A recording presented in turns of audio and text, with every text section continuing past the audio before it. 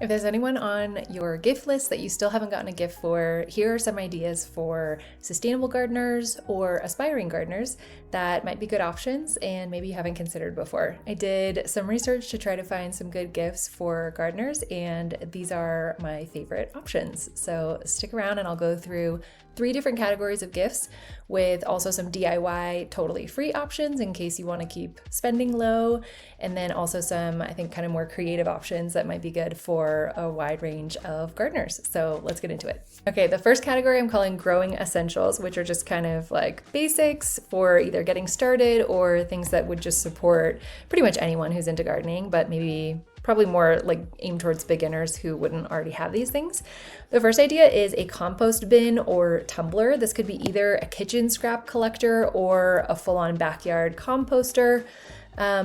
Just looking on Amazon, there's a wide range of options here. We have one of these kind of simple options, which is like just for the kitchen top, putting in like organic matter that then you would take outside to your composter. But there's also some fancier options now I've seen that are these kind of mechanical kitchen composters. And so you put in your organic matter and then it kind of mills it up and processes it.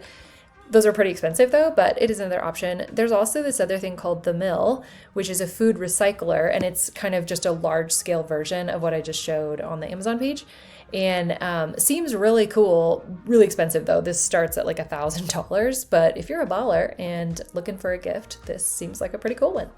The next is seeds. So this could be there. I think there's a lot of cool options here. You could do like a kit of heirloom seeds, and this would be heirloom seeds are just seeds that have kind of been passed down through generations, often over decades, and so it sort of preserves not just the kind of reliability of that same species being grown over and over, but also there's, this element of heritage and maybe even culture, so kind of a cool option there.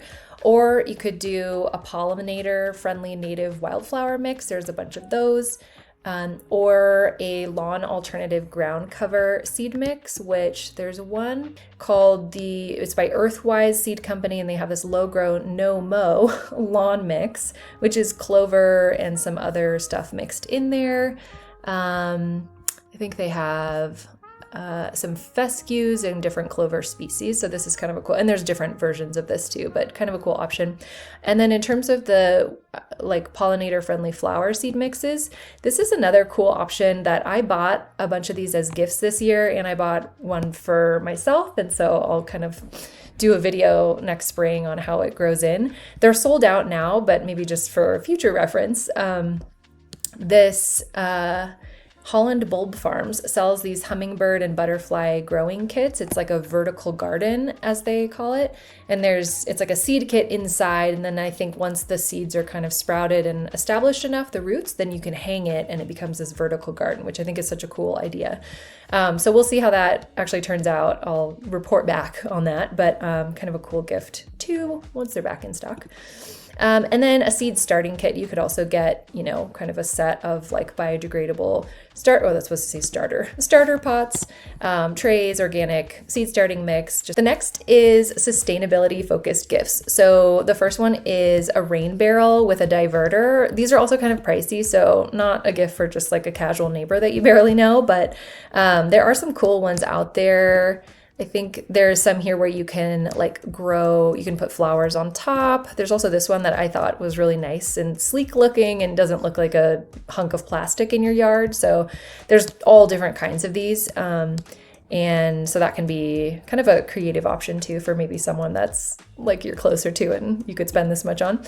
Another, I think, really fun option is a beneficial insect house. And so these are meant to attract ladybugs and other beneficial insects that eat garden pests naturally. And the other thing is you could also totally DIY one of these. I've seen some cool videos of people that make these with all different kind of found objects. This is one that's on Etsy that you could purchase, but if you look up videos, there's some cool ones of people DIYing these. And so I'm going to try this for next year just as a project, but kind of a fun gift option too.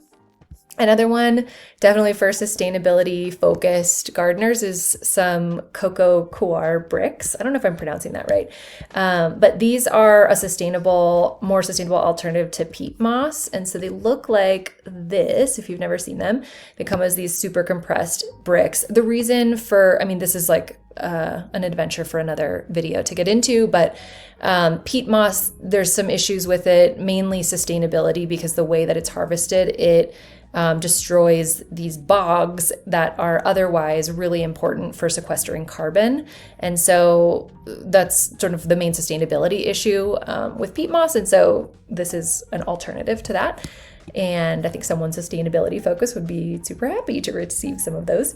Another idea is upcycled plant markers. So you could use just, I don't know, different like scrap wood or different materials that you might have laying around and turn them into plant markers. Could totally be a low cost or free DIY option, and you could personalize it to the recipient. So I think I found this like blog post of different DIY options for creating plant labels. And again, you could just use kind of like leftover wood, scrap wood, or old pots that you have, or, you know, even rocks like this. So I think there's a bunch of fun creative ways that you could do this, and you could definitely get like kids involved, or you could use, I was also thinking like sentimental objects, or if you had like an old box from, you know, something that was meaningful, or an old, like something you found in the attic, I don't know.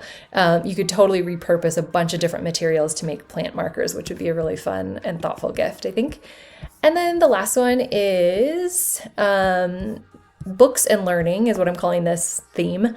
And so as part of this, you could get a garden planner of some kind. This could be like a seasonal gardening calendar that has a checklist, or includes planting tips, or a journal. There's all different versions of this that I've seen, lots of different options here.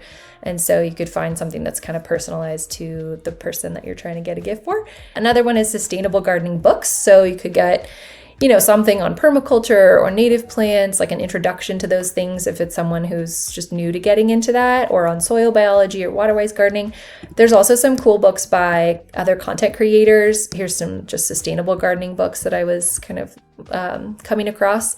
But there's also this guy, Jamie Walton, who has a YouTube channel, and I think other social media channels. And he has this book that I think is fairly new that came out. I bought it, and it's beautiful, and it's called Nettles and Petals. I love his kind of angle, which is grow food, eat weeds, and save seeds. And so there's a lot in there just focused on sustainable gardening and things like that, which would be a really cool gift. And it's also super affordable, surprisingly so. It's like $12 at Target. So that's amazing.